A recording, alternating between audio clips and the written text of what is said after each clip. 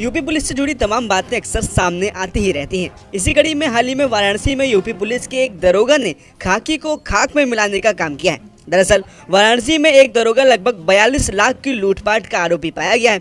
वहीं यूपी के वाराणसी में लूट की इस वारदात के खुलासे के बाद अब लोग दंग रह गए हैं। दरअसल बीते दिनों पुलिस ने इस सब इंस्पेक्टर यानी दरोगा और उसके 2 साथियों को गिरफ्तार किया है। जानकारी के अनुसार वाराणसी के कैंट थाना अंतर्गत नरदेसर चौकी पर पोस्टेड आरोपी दरोगा और उसके साथियों ने नकली क्राइम ब्रांच का अफसर बन एक व्यापारी के लगभग 42 लाख रुपए लूट लिए। इसके साथ ही वहीं इस लूट की उन्होंने फिल्मी स्टाइल में साजिश की थी। वहीं लूट के मामले में दरोगा सूर्य प्रकाश पांडे सहित पकड़े गए 3 लोगों को 24 जुलाई को कोर्ट में पेश किया गया। वहां से उन्हें जेल भेज दिया गया, लेकिन इस दौरान निलंबित दरोगा सूर्य प्रकाश हंसते हुए नजर आया। आरोपी दरोगा की ऐसी तस्वीर की चर्चा न केवल बनारस कचहरी में बल्कि पूरे वाराणसी कमिश्नरेट पुलिस में हो रही है। वहीं अगर तो 22 जून को वाराणसी के एक व्यापारी अपने कर्मचारियों से 93 लाख रुपए कहीं भेज रहे थे। 2 कर्मचारी ये रकम लेकर बस से जा रहे थे, जिसकी सूचना चौकी इंचार्ज सूर्य प्रकाश पांडे को हुई तो उसने लूट का प्लान बनाया। सूर्य प्रकाश ने 2 अन्य लोगों को लूट के प्लान में शामिल किया। इसके लिए बस में पहले से ही अपने एक आदमी को अवैध पिस्टल के साथ उसने बैठा दिया। बस जैसे ही हाईवे पर पहुंची वैसे ही चौकी इंचार्ज और उसके साथियों ने अपने आप को क्राइम ब्रांच का अफसर बताकर बस रुकवाई।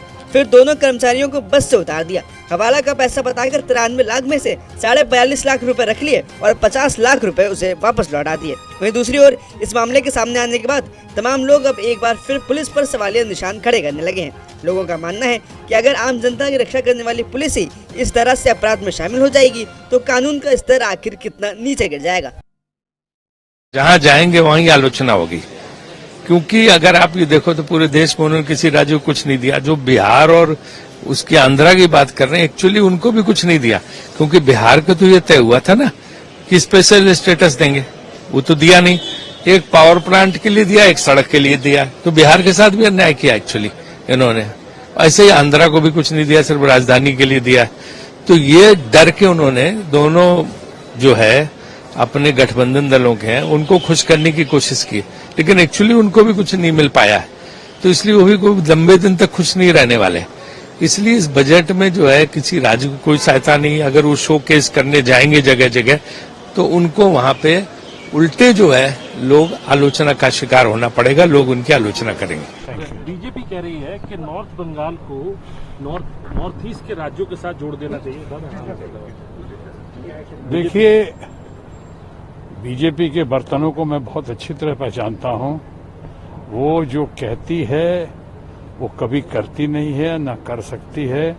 अभी इलेक्शन के पहले और इलेक्शन के दौरान आपने देखा बीजेपी ने क्या क्या नहीं कहा है और क्या क्या वायदे नहीं किए। पूरा करने की ना क्षमता उनके अंदर, ना इरादा है, ना करेंगे। अभी बजट में भी जो बातें की हैं आपने देखा है, जिस तरह से डिवीजन करने की कोशिश की है, विभाजन करने की कोशिश की है। आपने अपने सहयोगियों का भला किया, अच्छा किया है, चाहे आंध्रा का हो कि बिहार का मामला हो। हम उस पर कोई टीका टिप्पणी नहीं कर रहे हैं। वो ठीक है, उनको दिया, वो तो अपेक्षित भी था, लेकिन बिहार को बहुत कुछ ज्यादा नहीं दिया है।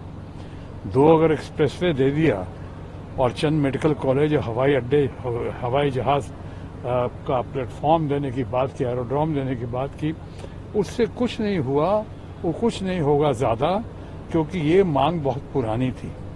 ये तो वहां की सरकार जब तेजस्वी यादव भी थे, चाहे नीतीश बाबू भी थे, तब से उनकी ये मांग बराबर चलती आ रही थी। उसी तरह से आज जिस तरह से कल बजट भाषण में अन्य रोल मॉडल बनकर जिस तरह से हमारे अपने बंगाल के अभिषेक बैनर्जी सामने आए उभर कर, जिस तरह से अभिषेक बैनर्जी ने अपनी तकरीर रखी, वो रोल मॉडल बनकर मैं समझता हूँ पार्लियामेंट के अंदर वो एक पार्लियामेंट के लिए एक सबक था कि लोगों को सीखना चाहिए। जिस तरह से इनके विभाजन वाली शक्तियों का, चाहे विभाजन की हरकतों का जिस तरह से उसने ब्यौरा दिया है, जिस तरह बताया है, तो इसलिए लगता है अभिषेक बैनर्जी की बातों से भी घबरा कर अब वो लोग तरह तरह की बातें कर रहे हैं कि उसको जोड़ना क्यों भाई, कैसे जोड़ना चाहिए, तो कह रहे हैं अलग कर देना चाहिए।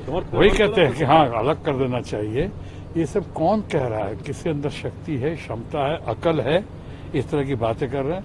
मैं इन बातों पर ज्यादा रोशनी नहीं डालना चाहता हूं और ना इन बातों से मैं सहमत हूं। जनादेश का अपमान कर रहे हैं, ये कह रहे हैं किरण रिजिजू साहब कि विपक्ष जनादेश का अपमान कर रही है। किरण रिजिजू अच्छा आदमी है, लेकिन उनकी मजबूरियां हैं, कुछ तो मजबूरियां रही होंगी, यूं ही कोई बेवफा नहीं होता। किरण रिजिजू अच्छा आदमी है, लेकिन ये सब कहा जा रहा है उनको सिखाने पे, वो लोग ऊपर से कह रहे हैं और वो बातें कर रहे हैं। उनकी बातों में, या मैं ऐसा कहूंगा कि बीजेपी या ये सरकार जो एनडीए की सरकार है, अब इनकी बातों में कोई दम नहीं है, फ्रस्ट्रेशन है इनके अंदर, डेस्परेशन है, घबराहट है, बौखलाहट है। और जैसा कि कल अभिषेक बैनर्जी ने कहा कि बोरोड टाइम पे चल रही है एनडीए, और बोरोड टाइम पे